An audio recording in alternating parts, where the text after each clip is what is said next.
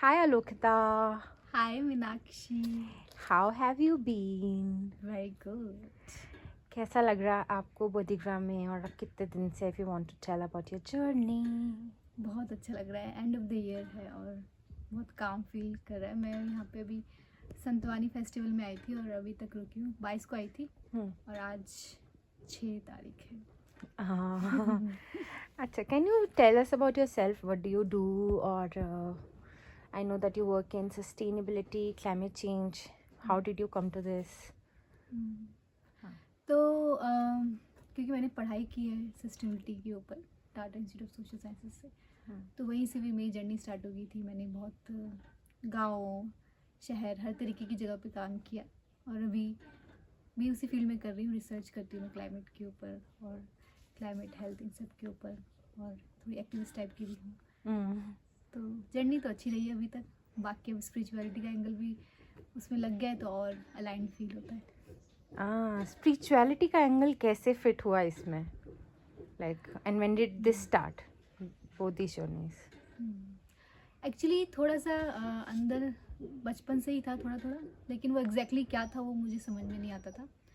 But कुछ 3-4 साल पहले कुछ ऐसा हुआ कि थोड़ा अपने अंदर ज़्यादा चले गई थी, और लेकिन समझ में नहीं आ रहा था कि इसको कैसे अलाइन करूँ या फिर ये क्या हो रहा है एग्जैक्टली. तब मेरी विनीत और शालू से मुलाकात हुई और तब लिविंग कॉन्शियसली स्टार्ट ही हो रहा था. तो मैं इस जर्नी का पार्ट बन गई और मैंने भी साथ साथ बहुत कुछ सीखा और अपने ऊपर काम किया और अभी भी कर रही हूँ. और लेकिन काफ़ी अच्छा लगता है एक जैसे लोगों से मिल के बात करके और बोधिग्राम में आके. Any particular thing or lesson that is helping you in this journey, or any particular people? कुछ भी हो सकता है. What is helping you? Plus, how do you keep up? Especially, I know that you work multiple jobs. तो वो कैसे manage कर रहे हो सब चीज़ें, plus spirituality which is a journey on its own. तो anything, any reflections on that? Actually मैं अब धीरे धीरे काम वही करती हूँ जो मुझे अंदर से लगता है कि मैं इससे जुड़ पा रही हूँ, तो फिर वो इजी हो जाता है. थोड़ा टफ होता है कभी कभी, लेकिन क्योंकि आप उससे फील करते हो कि आप कुछ दे रहे हो समाज को या फिर सर्विस कर रहे हो, साथ ही साथ आपको अपना भी देखना होता है जीवन. लेकिन अगर आप उससे अलाइन करते हो तो वो ईजी हो जाता है. और जहाँ तक अपने स्पिरिचुअलिटी की बात है, आई थिंक ये सब लिंक्ड ही होता है. और मैं सबसे पहले अपना फोकस खुद पे ध्यान रखना बहुत ज़रूरी समझती हूँ कि पहले आप खुद पे आते हो तभी आप आसपास की दुनिया को खुश रख पाओगे. तो वो धीरे धीरे मैंने सीखा है कि कैसे अपने ट्रिगर्स पे जो है वो समझना, साथ में रहना, वक्त गुजारना, उससे हटाना नहीं कि अगर कुछ फील हो रहा है, बट उसको फील करना, एक्चुअली उसके साथ रहना, उससे बातें करना. और ये मैंने काफ़ी सेशंस अटेंड किए बोधिग्राम के. स्टार्ट में स्पेशली हसनैन जी का बहुत बड़ा हाथ रहा है, मतलब उनसे हेल्प मिली है मुझे. तो वो सेशंस अटेंड करके, दूसरों की बातें सुन के, दूसरों के बारे में समझ के, तो खुद के बारे में भी समझ में आया.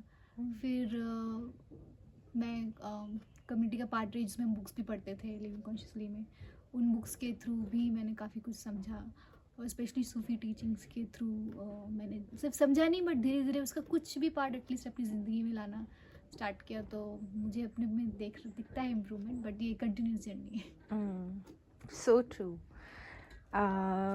Also I would like to tell our viewers कि आलोकिता बहुत अच्छा लिखती है.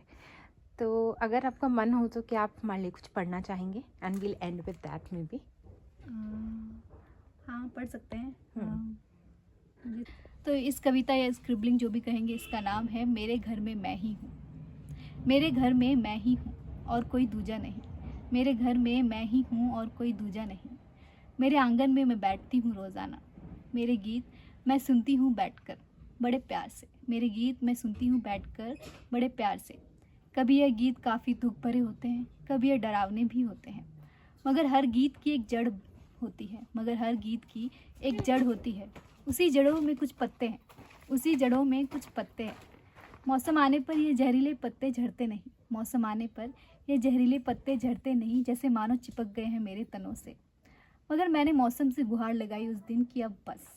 मगर मैंने मौसम से गुहार लगाई उस दिन कि अब बस. ये पत्ते मेरे किसी काम के नहीं, क्योंकि यह जहर मैंने काफ़ी पी लिया. पी पी के मानो अब यह मीठा प्रतीत होता है. मुझे मीठा लगने लगा है मगर मेरी तने थक गई हैं अब। मौसम मानो अब सुनने लगी है मेरी बातें, जैसे अब नया दौर शुरू होने वाला है, जैसे अब नया दौर शुरू होने वाला है।